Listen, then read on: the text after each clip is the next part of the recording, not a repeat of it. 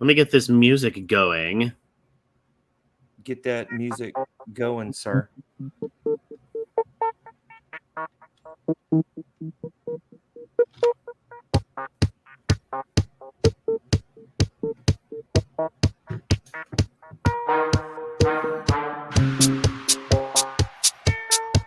Like with the delay over the internet, us like tapping our head to the music just makes us look really bad at keeping a beat. Well, I'm fine with that. I'm aware I can't keep a beat.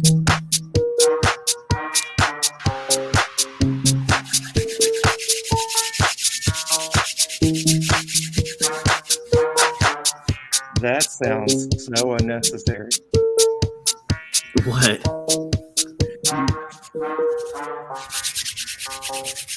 So loud. Surprisingly loud.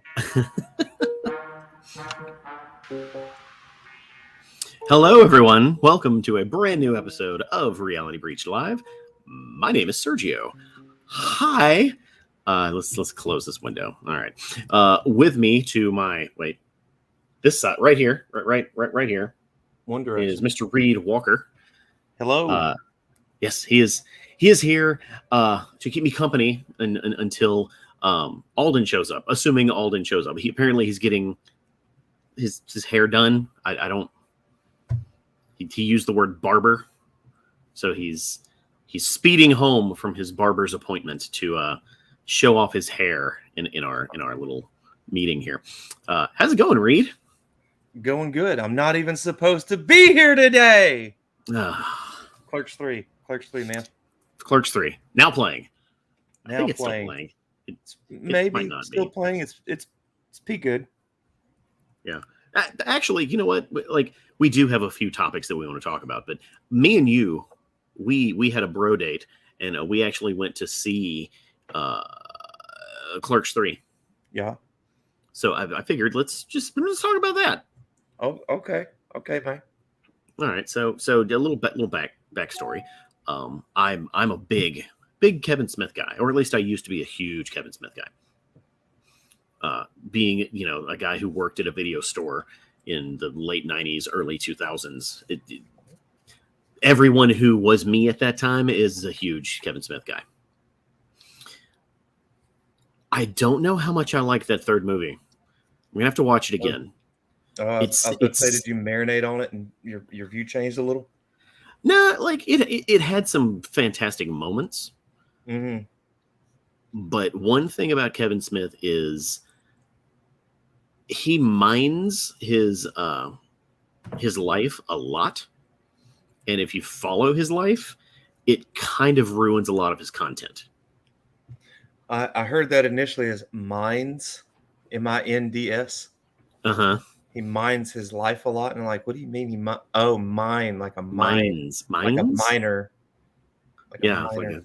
mine, yeah, like a pitchfork thing. Mm-hmm. So yeah, like I guess to give you another example. Oh no, I get it. Well, he used to release these like college tour DVDs that he'd put out called An Evening with Kevin Smith.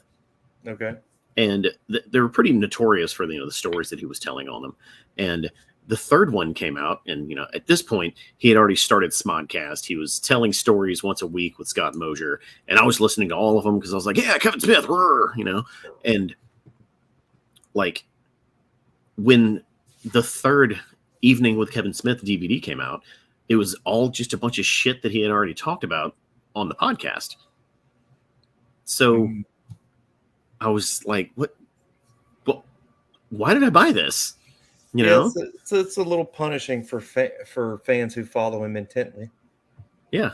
It's good for ones who don't. But.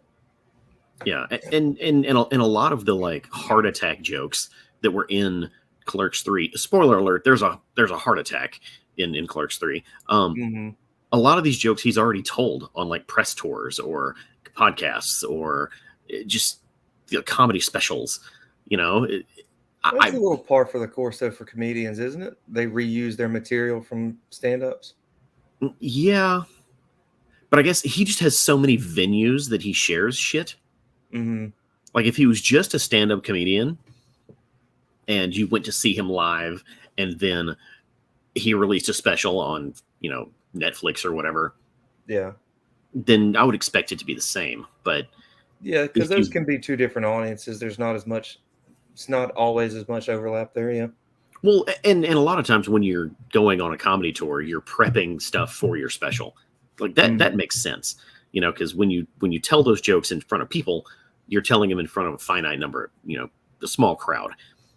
If you release a Netflix flick special and then go on tour and tell all the same jokes, I can see there being a lot of disappointment. Yeah. That's fair. I don't know. I'm sure it'll play differently on the second viewing. It just didn't hit as hard as Clerks 1 and 2. I think is where I'm going. What about you? I liked it fine. I think it hit me about as much as Clerks 2 did, as for all that I can remember that. Mm-hmm. It probably, well, I'll walk that back a little bit. It probably hit me a little less or something to that effect because I have different sensibilities about what I like and don't like in movies now than I did when Clerks 2 came out and Clerks 1. Mm-hmm. I enjoyed it. Like you said, there's good moments. There really are some really good character moments between Randall and Dante or them individually. And Eliza? Elias. Elias is fucking hilarious. He almost Inadvertently. steals that movie. He really does. The way Kevin Smith used him to just every few scenes just insert him in with different looks. Mm-hmm. And it's lost on me a bit without getting it at home watching it, really looking at it. But I can just imagine I know it's funny. I know it's really good. It seemed really good to me. But yeah. As a whole, I've grown that don't like the I don't know a good way to put it, but I'll say it this way: the explosive nature of the plot in this movie, and Community kind of does it too. Or the explosive nature of the plot. You're going to have to go into detail on that. Yeah. Don't hold on to that word too hard. Be a little more liberal with it. I just can't think of a better way to put it. Where the characters will be themselves, and we talked about this some on the way back.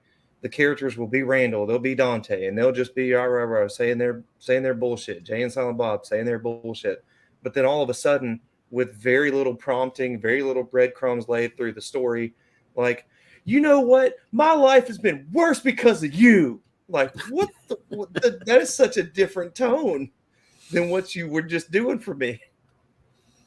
And yeah. Again, Community, at least early Community that I've seen, I've only seen through season 2 so far, they kind of do the same thing. They'll have these emotional or lesson learning moments or whatever, but it's like they don't really lead up to it very much. It just kind of happens. Mm-hmm. So that's kind of my only real complaint about and I wouldn't even call it a complaint. That's just how he tells stories, and that's fine. And it's just not, and I'm just not a fan of that. So that's my only sort of thing that kind of holds it back a little bit for me. It's like I like these moments, but I just wish they were fed to the audience a little bit, I guess. Yeah, I can see that. But it's overall, it's not bad, at least not to me. But I don't have the same in touchness with him and his community as you do. Yeah. One that I think I mentioned this the other night when we watched it. I don't know when this happened, but Kevin Smith forgot how to write a funny first act. Oh, okay. I'd have to rewatch it. I felt like it was just as funny as anything else. Just the jokes were different jokes or something. I don't remember. Yeah, I don't know. It did not seem that funny until Act 2. Same thing with Jay and Silent Bob Reboot. Same thing with what's that one? Oh, Zach and Miri Make a Porno. Like, did he do when that? You sit down, you expect it to be just funny. Just hey, this is funny, and then it's like shitty joke. And then maybe you just get in the right mindset, and you're like, okay, all these jokes are funny. Whatever. Do you think it's just a weak first act on the whole, or do you think the jokes are specifically the problem? I think the editing is is specifically the problem. Some of the jokes could have been better if they were delivered in a shorter like form factor. Mm. You know, like all of the, again, if there's soft spoilers on this, all of the Elias Jesus stuff in the first act, Yeah. that could have taken like 2 or 3 minutes, and instead it took like 15. Yeah, I guess that first time they were talking to him, that was a long sequence between, and I think you're right. At least the editing was distracting because we talked about it on the way back again after a little afterwards. The constant back and forth editing that they were doing, Mm-hmm. back and forth to one character to the others like that. I really, I don't know. I don't have enough language in cinematography to explain why that looks bad to me or why that is jarring or I don't like it, but I know I don't. I don't enjoy that sort of cutting or editing. Actually, I think this might be the best example of it. So it's like we were watching a Zoom call. Okay, now you talk. Yeah. I know where you're going with this. I don't know if it's doing it here because on my end it's just showing you still. Yeah, But it for some reason yeah, it's I not do switching know back and forth. But yeah, I have seen that with video calling software that it'll alternate between the speaker. yeah, and that's how a whole bunch of the scenes inside the Quick Stop felt. Mhm. And as soon as you pointed it out, I could not see it. Yeah, yeah. And again, I don't know if that's bad or means it's a small budget and they didn't have a choice. I don't know what it means. I just know it's jarring and I don't like it. I don't like it for an extensive amount of time. Hmm. You know, it's fine. That's what you do for a scene for a couple minutes. But yeah, like you're saying, like 15 minutes or 10 minutes of the Elias Jesus stuff. Just like, all right, man, you need to go to a different thing because this is I'm catching this and it's catching me bad. Yeah, like you may not be done with it, but your viewers are.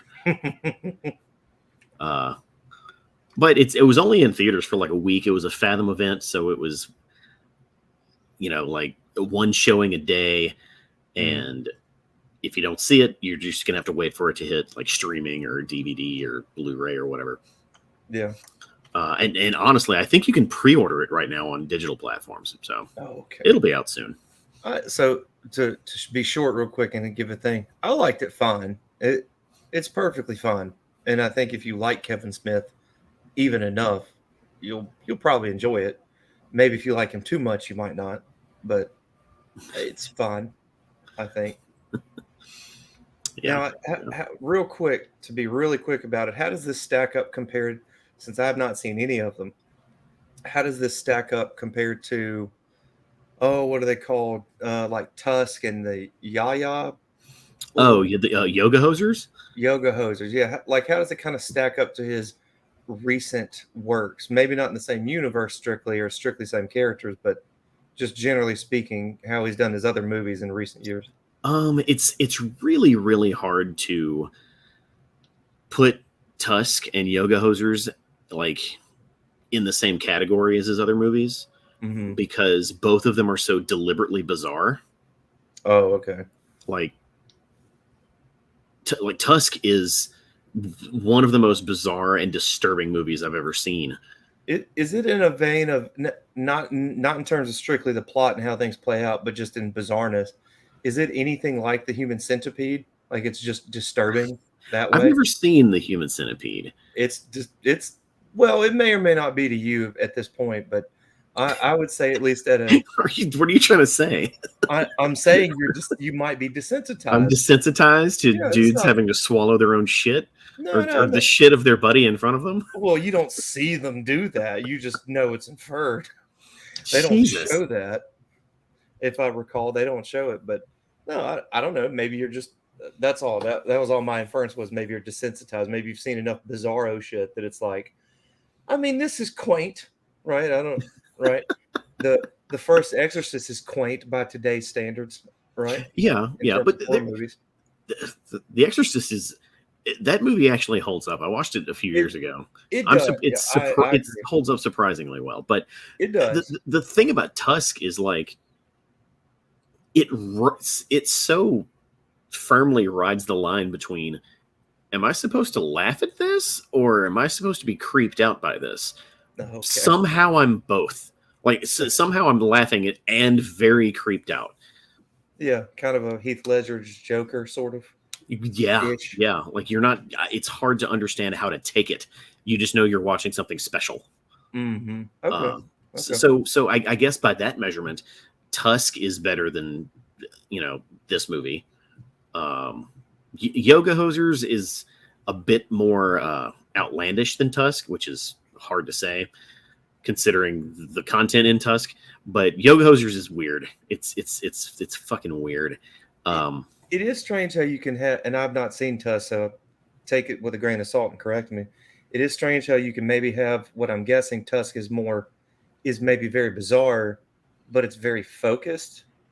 Maybe like if you have this really, really, really bizarre thing that happens in this house between these two characters, that can seem more tolerable or grounded or what have you, compared to a movie that the entire world the characters inhabit is bonkers.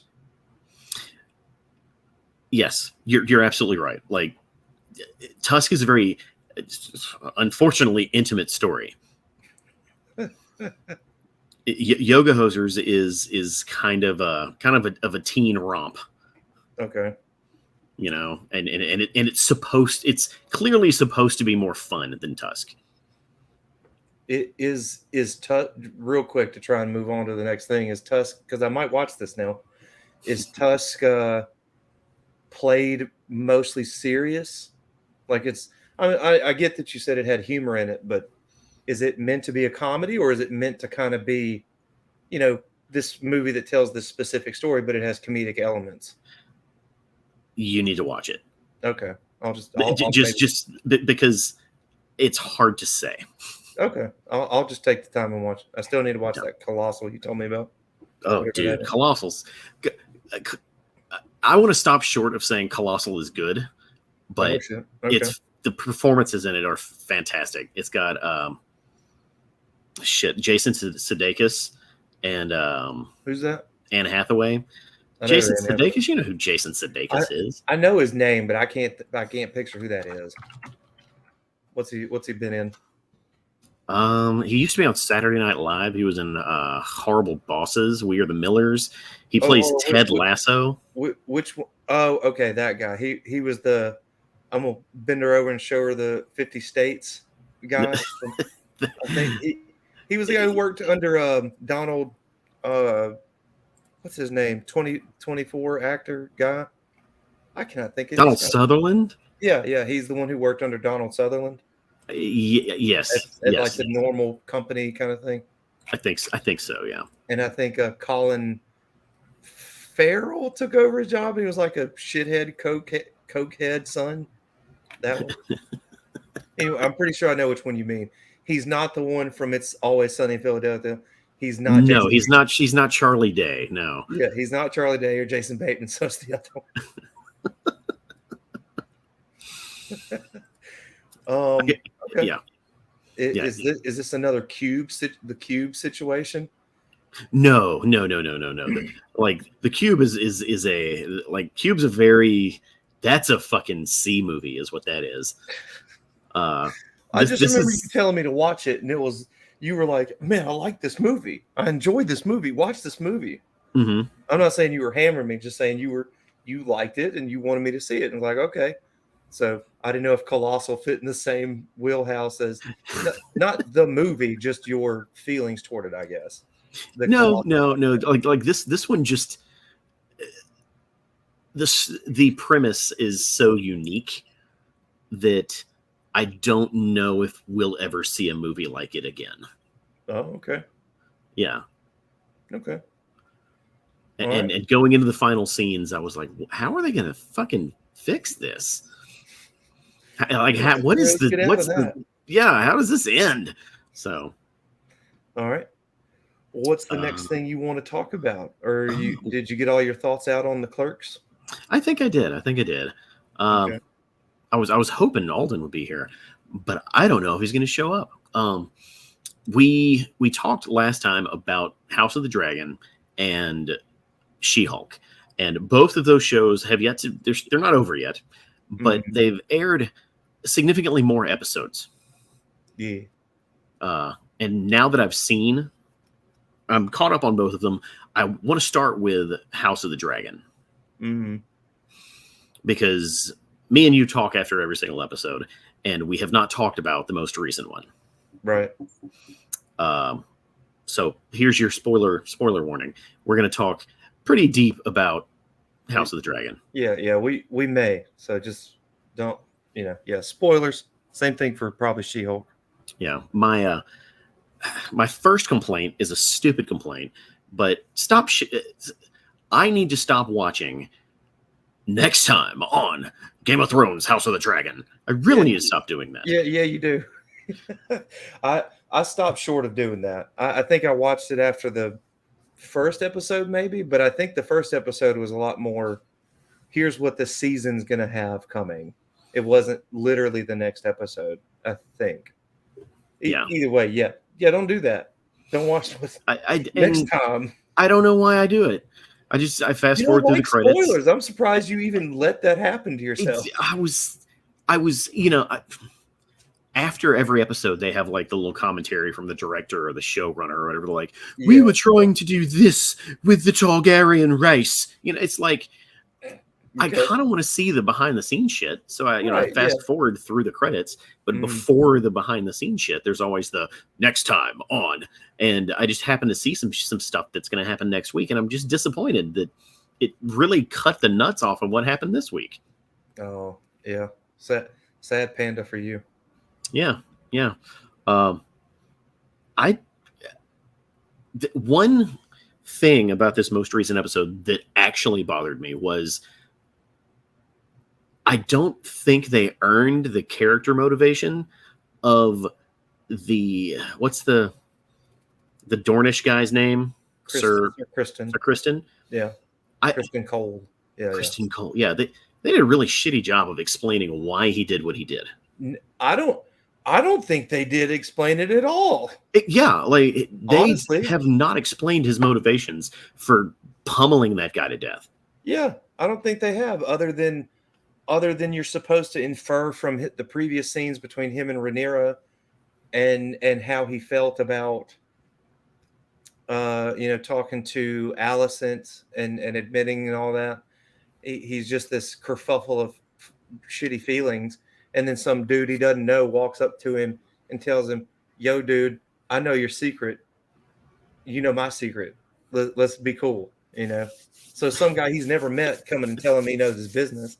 I can kind of understand some of that. But, yeah, to jump to, I'm going to murder you. I'm going to punch you I'm going to punch you till you murder. Yeah, I don't really get that either. They did not set that up well in this episode too. Yeah, Wodanball I've never known how to pronounce that, Clarence. Sorry. In the chat says honor. I mean, maybe. Yeah, like maybe, but they don't frame it that way. They don't frame it as honor. I think you can take it that way, and there's nothing wrong with you taking it that way. But the show doesn't. I don't think the show even postulates options for you. So if you assume honor, then you're just assuming that, and I guess fine. That's fair. Like and like when when the fight went down, it seemed as if the room was being stormed by like King's Guard or whatever. Let me say this real quick about that part, because that was something. I don't know if it's an eyesight thing for me or whatever. I need to rewatch the episode. I felt the entire time I did not understand who was coming in, what was happening. There's too many people doing stuff or leaving or coming in. I had no idea. I honestly was thinking the whole time, like, oh, damn. I guess Rhaenyra is going to get snagged up by somebody, by like Alicent Hightower's uncle that was there. Because like, oh, town is with you, my niece. I'm like, okay, dude. So I guess he's Like my whole time, I thought she's about to get snatched up, and then she does get snatched up, and I was confused. But it was like I guess it was the King's Guard that snatched her.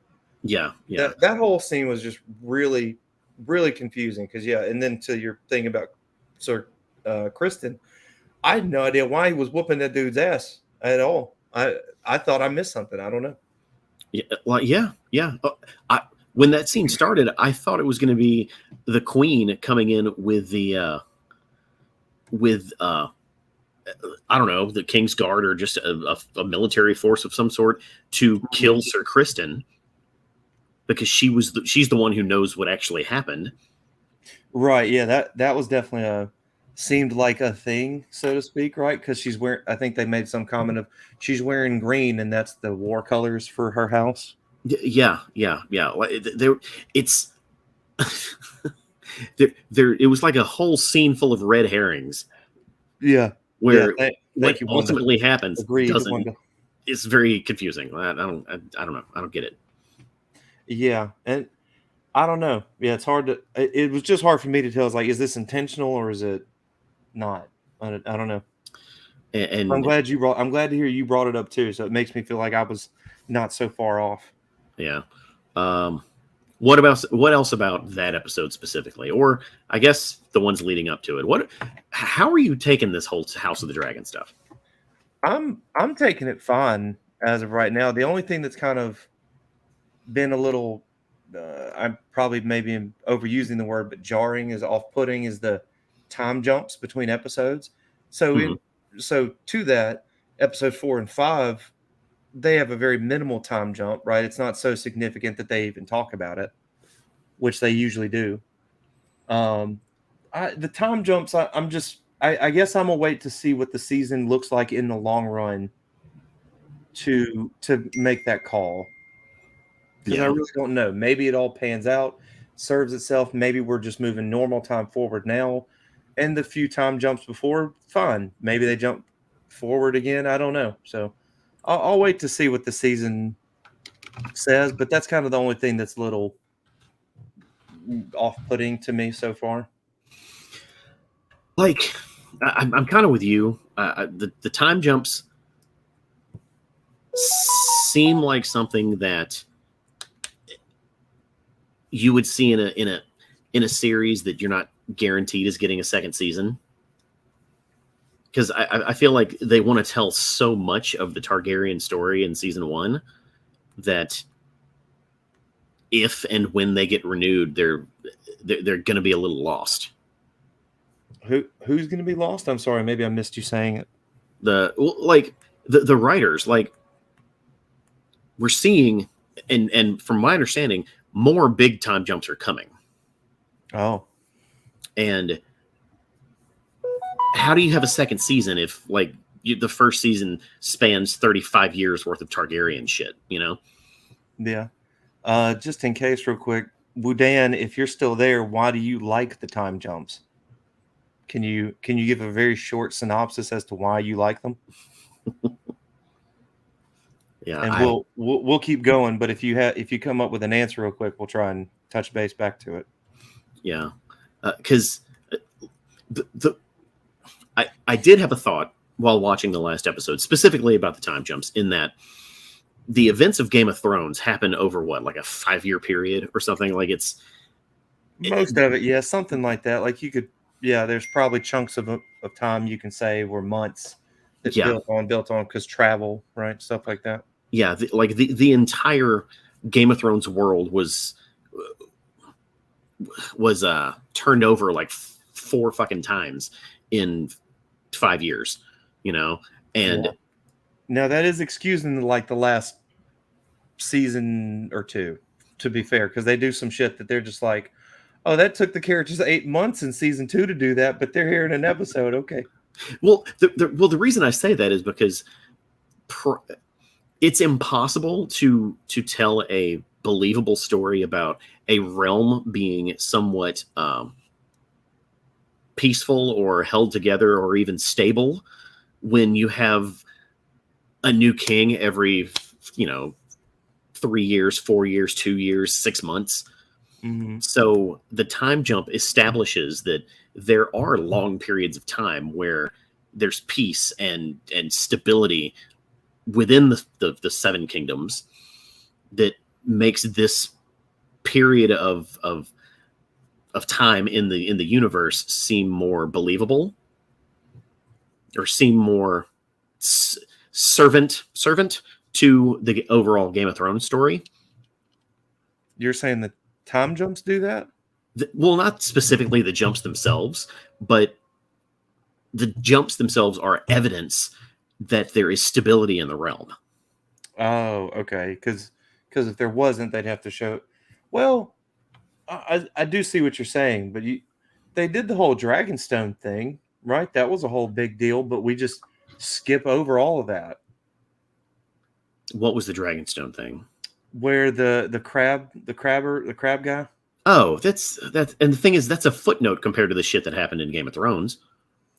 I I guess I don't know if all of it's a footnote, but I can kind of see where you might say that a Like, little bit. unless they come back and add a whole bunch of like subplots to that, Yeah. like that was a stepping stone to get to the next time jump. Right, but that could have absolutely been a whole thing in any other context. Like you could definitely focus because again, that war with the crab group was again it was like a 4 year or 3 or 4 year ordeal, and the mightiest fleet of Westeros from the Sea Snakes group that apparently that wasn't even enough to stop the Crabber and his group, right? Right, but They but literally the had to do a battle suicide run for that. but the battle ended up being a 5 minute scene at the end of an episode, and the story wasn't here's how we beat the crab people. The story was here's how we further develop Daemon as a character. I can get with that. It just I don't know. They make it a grave enough deal that Corlys leaves his council, right? So I just say that to say that it's just there wasn't strict peace this whole time, right? There was unrest in some way, Yeah, at least in some amount, even. right. But it's not like a king is dying every 6 months. Yeah, and that's fair. Yeah, you're not having the lineage or monarchy change, which might be more jarring if you were jumping every time in a new king's there. Yeah. Is it just me or does this show feel cheap? That's probably a more you thing to figure out because it's hard for me to tell that kind of stuff. It doesn't look cheap to me. And maybe it's just because I've just grown really tired of CG. Mm-hmm. Because like watch Daemon is a badass Doctor Who for the win. Yeah. All right. No, Okay. yeah. Is it Matt Smith? Is that who's playing That's him? Matt Smith, yeah. And he's doing a great job. He's doing a great job. And I'm gonna say a see you next Tuesday word to give you people a spoiler up, but that man is playing a magnificent assholish cunt, and it is fantastic. He is playing such a shitty character, and it's such a quiet, shitty character too. He's not Joffrey, right? He's not Right. What's his name? What's the Bolton? Not Roose, the son. Oh, Ramsay. Ramsay. Yeah, he's not. He's playing such a good, subtle piece of shit. A subtle piece of shit. I like it. That conversation he has with his late wife's cousin, Mhm. bro. The stones on that man. His dick was on that table in the room 20 minutes before that motherfucker spoke to him. Jeez. Yeah. Like, and Daemon didn't even approach him. He just had that in the chamber. Yeah, he's just sitting there laid back, just enjoying himself, and this idiot comes up and gives him everything he probably wants in that instance. Oh man. So yeah, Damon Matt Smith, he's being a great. I think all the people are acting very well, or at least good. I can't think of somebody who's bad. Yeah. No, the acting is fine. It just, I the first or most of the seasons of Game of Thrones felt more real. It felt like they were using more practical stuff, not necessarily Yeah. practical effects, but practical sets. Right. No, yeah, I think that is I think you're probably right about that. A lot of these sets do seem, for lack of me really knowing it, they don't seem real, like real sets, real stages where they did in at least what season 1 or 2 Hmm. of Game of Thrones, especially those first few episodes. Go back and watch the first couple episodes of Game of Thrones. It looks so different compared to watching something like this now. Yeah, everything just seems a bit too shiny, In this, in this to be Game of Thrones. well, they have. I see what you mean, and maybe that does take you away from certain things. But I see that as they've had peace effectively overall peace for 60 plus years or some shit, right? The Jaehaerys and now Mhm. Viserys for at least 5 plus years. I don't know his full length of being king. So I mean, it's been pretty peaceful, right? Things shouldn't be totally torn up. I Yeah, wouldn't think, but or maybe that's or the reason why. or maybe all of this is because I got a 4K TV. It it could be that, and Because like remember like when they went from standard definition to high definition, and suddenly all of the late night hosts just were ugly as fuck until they figured out how to do the makeup properly. yeah, because you do. I'm sure you would have to do different makeup when the visual standard changes. Yeah, like the visual. I never watched any of Game of Thrones in 4K, but Mhm. now I'm watching House of the Dragon in 4K, and it just it's like if the entire world was the Uncanny Valley. Wudana, I agree with. I hopefully I'm saying your name correctly. It's hard for me to tell, but yes, I agree. The show mostly does feel pretty small. Hmm. It feels very close, very intimate. The episode where they were doing the hunting and all. They're not going in an expansive area. The most expansion I guess they've really had is them going through King's Landing, and even that's still pretty tight and intimate shots of Yep. of their immediate surroundings. You're not getting these what do you call them, bird's eye view shots of the city very much, or any of that. Where I feel like and they're not traveling between cities either, right? Like they Hmm. did in Game of Thrones, where you have events at Winterfell, and then you have the characters in King's Landing and the characters in Dorne. And yeah, so it is probably pretty small compared, at least so Yeah. far. Yeah. I don't want to belabor this, but when I watched Game of Thrones, it felt like those characters were in castles. When I Yeah, watched House of the Dragon, it feels like they're in a soundstage decorated like a castle. maybe so. I, Yeah. I honestly feel like most of it's fine too. I kind of agree with Wudan that even though I think you're right, it does kind of feel that way. It's not so distracting to me. It's not the worst thing in the world. I'm I like sure the it could be story they're worse. telling. So Yeah. Uh, do you think Viserys is dead next episode? no. Oh, did you hold on. Do you fuck up and you know the answer to that question? Don't say it if you do. So She Since you Hulk. saw the next time. So Oh She shit. Hulk. Oh shit. That's fucked up. That's Uh, that's fucked up. we're Overall, just the show's good. I'm interested and I want to see where it goes. Final yes, thoughts on it. yes. She Hulk. We're what 6 episodes in? 6, I think. Is Going on 7. it? Speaking of a show with shitty CGI, Nah. Uh-huh. I don't know what it is. Why does she look so bad?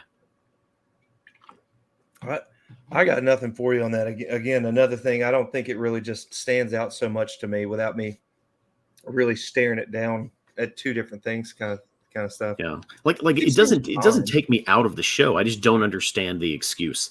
Like, I guess I understand that animators are overworked and underpaid, and the Sure. general people side of the business can really cause work to not be good. But Mm. why is this show such an outlier? To not be good, Like, to not look good, it's not look good. you know? I really don't know. I hadn't kept up with any of that. I don't usually keep up with any of that. The only thing I think I've heard about it is I remember them telling the writers or director, whoever, to actually walk back some She-Hulk scenes. So Mhm. let's assume that's true for the sake of argument. If she did walk back some scenes, or they walked back some scenes, cut them out, it's almost maybe bad that we're going to use your metric for now. If this looks bad, it's sad that this looks bad and they already had to cut out more. Right? So this looks bad just as it is. It's not like they cut it out so it would look good. Yeah, if this is the best they could do by cutting out the other things to support what they could support financially, something about that does sound kind of funny. Yeah.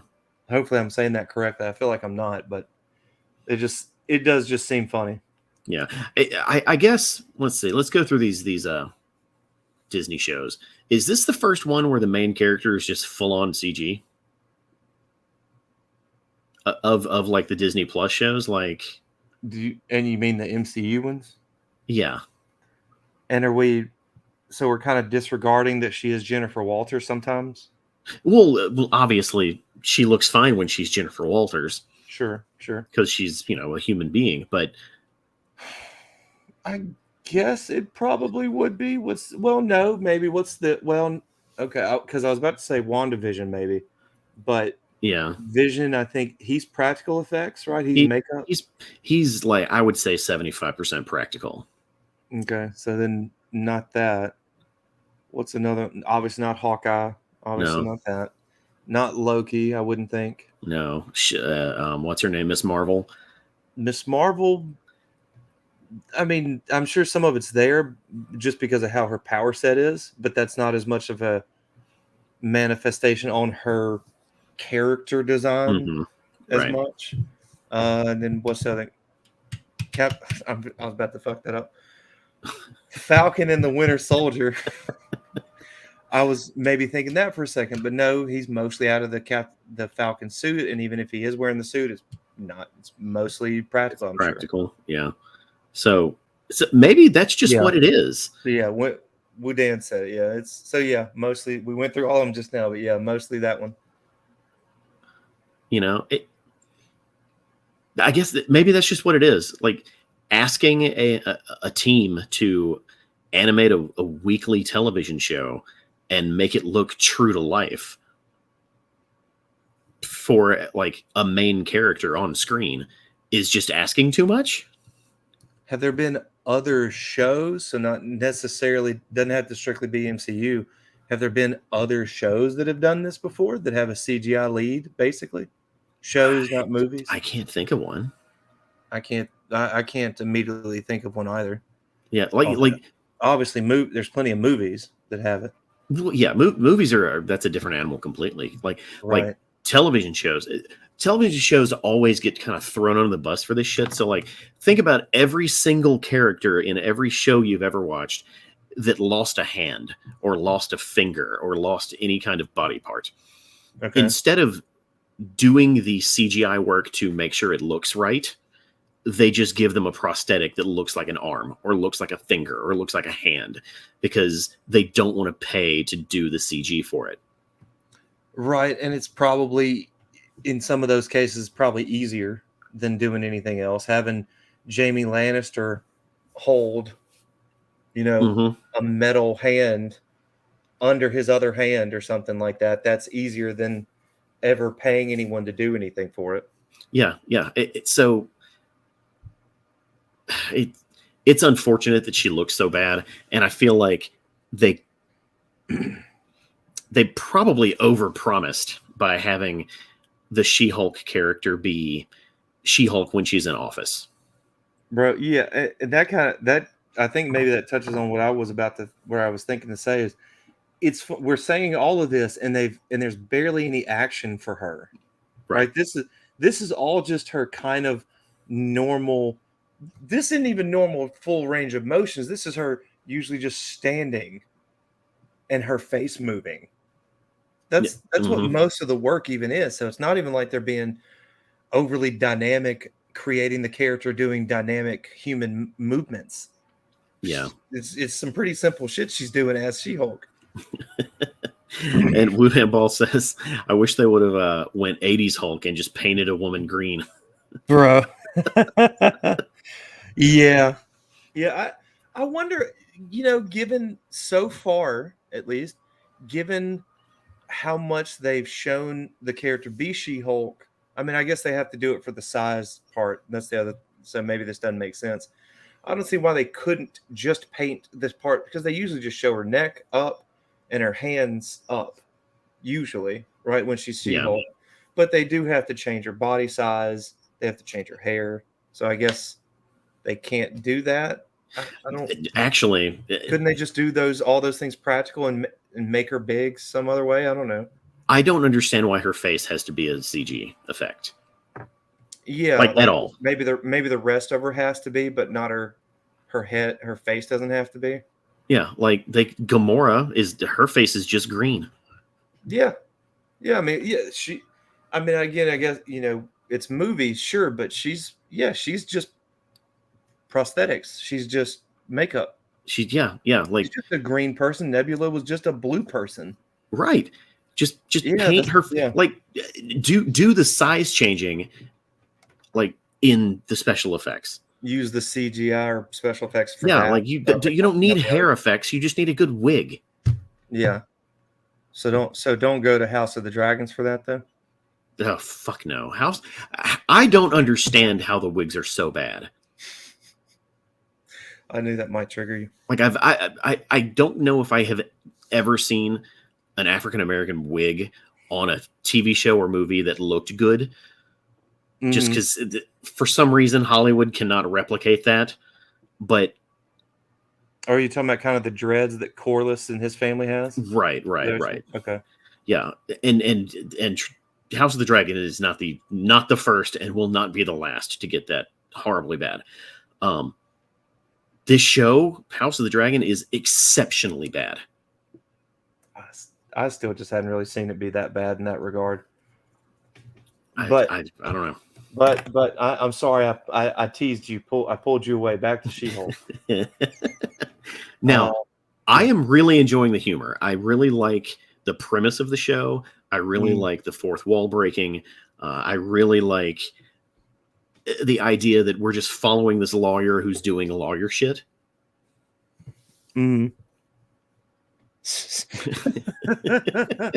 Yes. Yeah, Steve Harvey. Wudan Ball. Thank you. It's a fun idea that I feel like is getting weighed down by so much peripheral nonsense that it's hard for people to see how good of a show it actually is.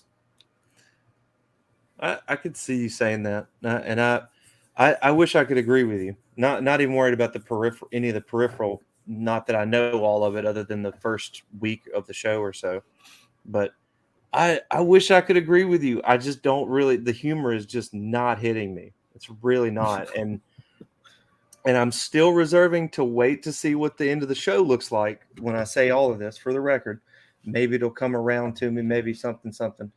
But a lot of I heard this from somebody commenting about the show, and I agreed with it, that a lot of stuff is just happening around her, right? Unlike the Hawkeye show, where they went out and did things and they're pursuing something or investigating a thing or whatever. This show's not doing that. And maybe that's what it wants to do, right? That's like, it's a sitcom. Sitcoms aren't out there actively seeking the plot, right? Stuff happens to people in sitcoms. So maybe that's what this is in the long run. So I will say, to your point, that, or from me saying that it's a sitcom, the action's happening around her, she's reacting. I hope they don't switch it around by the end where it's like, we got to have a big dumb fight. We got to have them dumb fight each other with a sky beam or something, man. It's a Marvel show. But no, that's not what you've had this show be so far. You've had it be a sitcom. You've had it be a law or lawyer sitcom of sorts. whether that's my bag or not, please don't change it the last 2 or 3 episodes. I guess Yeah, we're yeah. at that, close to that now. But yeah, You know what? please don't do that. I firmly agree. Like, don't betray the premise of your show because you need a big action sequence. Yeah, and I say that with the idea of saying I can understand an action sequence, but please, in the last couple episodes, don't give her some shit to go investigate last minute. That's a big deal, right? Just she gets another fight with Titania or some bull crap. Fine, right? Her and Daredevil have a moment. I hope that in what it turns out to be, where they team up with each other and they go fight a bad guy. I don't, God, I don't want. If they were going to do that, that's what the show should have been, and that would have been fine. But that's not what the show's been. Yeah, yeah. She's very passive. She's sticking to the lawyer stuff, and honestly, I'm on record on some podcasts to saying this, but that was my principal problem with the Daredevil TV show on Netflix. What? Now on Disney Plus? Not enough lawyering. That's Matt Murdock's thing, lawyer by day, vigilante by night. Yeah. And there was like a whole season and a half, or maybe even more, where he was just like, I'm just going to go full-time vigilante. Mm-hmm. And that just, it didn't feel like Daredevil once he started doing that. It felt like Batman. Yeah, I could go with that. I could agree with that too. It's been a while, so I think I really enjoyed a lot of what they were doing with that show in the first place. So that was fine with me. I just didn't mind, but I do agree with you. In retrospect, it would have been nice to have seen him lawyer a little more. And I feel like what lawyering they even did, it's kind of peripheral. It's like a lot of lead up with Foggy and the girl. I can't remember her name. Karen? That sounds right. Yeah, that sounds right. Like they would talk about doing lawyer stuff, but then the real plot is he goes and beats up people. Yeah. Right. So the courtroom scene or what have you never actually manifests. Yeah, I feel like this show is kind of the opposite of that. It's 80% courtroom and comedy, and then every once in a while she has to punch somebody. Yeah, and then she's barely done that. So I'm like I said, I'm happy to wait to see what their full picture is before I really come back and say, man, this was dumb, or this was just not for me, and I didn't enjoy it. It didn't hit me, but hits other people and they love it. What the fuck am I going to do about that? I'm definitely not going to boycott it. I can just not like it and not watch it.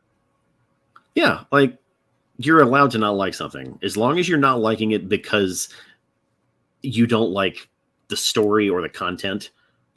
Fine. Don't like it for some bullshit that technically has very little to do with the show itself. Let's talk about Daredevil.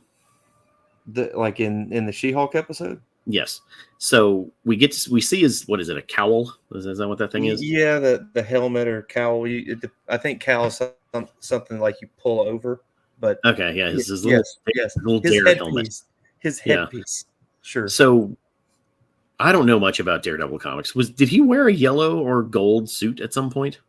He wore a yellow one, I think, early on, but I think what I saw in that box was white, wasn't it? No, it was gold. That shit was gold? Yeah, unless it's like one of those like that dress. It's like, what color is the dress? What color is the cowl? I can have sworn it was like an off-white, dirty, dingy color. Like I did not think it was yellow. No, well, it's I say yellow. I mean more like a yellow that's gold. Fine, whatever. More like a in yellow the realm gold. of yellow. I don't care. It's I did not perceive it that way at all. What I heard, or what I've been following it. The big question when you introduce Daredevil into the MCU is, does all of that other Daredevil shit count? You're waiting to see. You're asking if that's happening. No, that's like the built-in question. Oh, I see. When you introduce him, and from what I understand, they're introducing Daredevil independent of the original Daredevil show. And you said the Daredevil show's on Disney Plus? It is now, yes.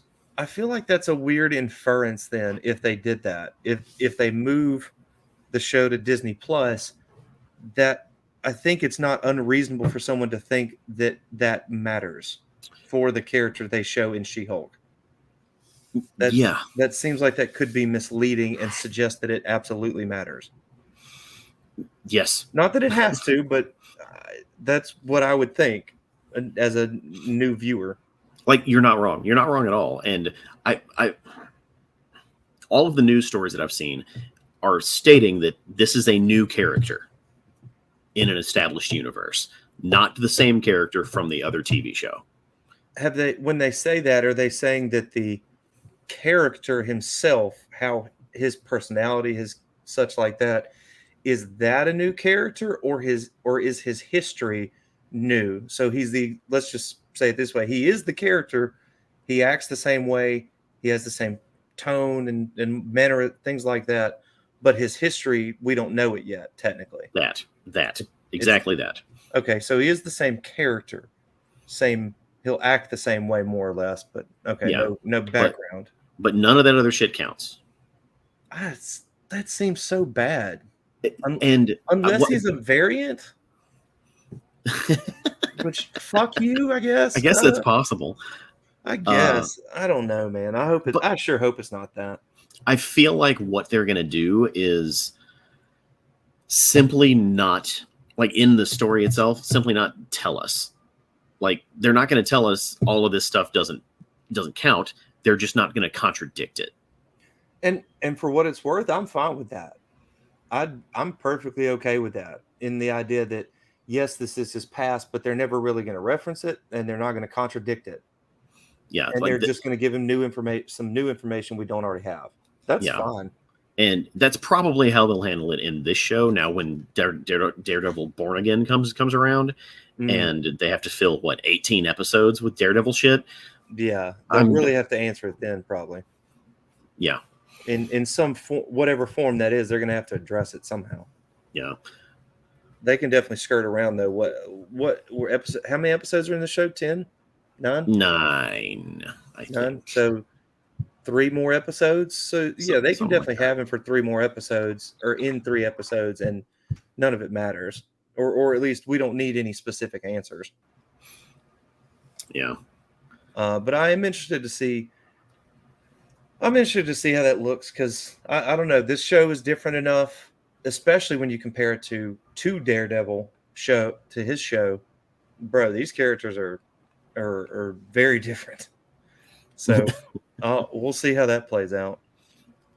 Okay, leave me alone, cat. Go away. I think the cat is telling you something. Cat's telling me, dude, get off of this call. It's almost it's time. And it is pretty close to time. I don't know what we're going to talk about next time, Reed. Do you? Possibly Andor, right? Oh, that shit comes out, doesn't it? I think it is already out. Is it? I believe so. Or I at least saw a banner for it on Disney Plus. So I'm assuming it's there. But for all I know, it could be a coming Friday. Look at the lead up to Andor. I don't know. Because they done that shit. They did that for at least Miss Marvel, I think. It's like, look at a fan's point of view on Miss Marvel. And it was cute, but it definitely was like, oh, okay, that's not the actual show yet. Okay. Well, we have the internet, so I just looked it up. Good call. Andor debuts tomorrow night with 3 episodes. Yeah, I heard that. I heard it was supposed to be 3 episodes. I'm torn when it comes to that show, because I'm very much on the record stating I did not like Rogue One. Are you saying it that way? Like everybody loved it? Rogue One? Yeah. It's universally acclaimed. I just don't remember it being hated. I'm not saying you're wrong. I just don't. The only thing I remember about it is people didn't hate it. Yeah, even like old school Star Wars assholes will be like, all that Disney shit is terrible, but Rogue One is great. You know, I'm like, whatever you say, dude. I'm fine. I don't like Rogue One, but I do like Diego Luna. which is that's Cassian Andor. Is So he even the same? Is he even in this show though?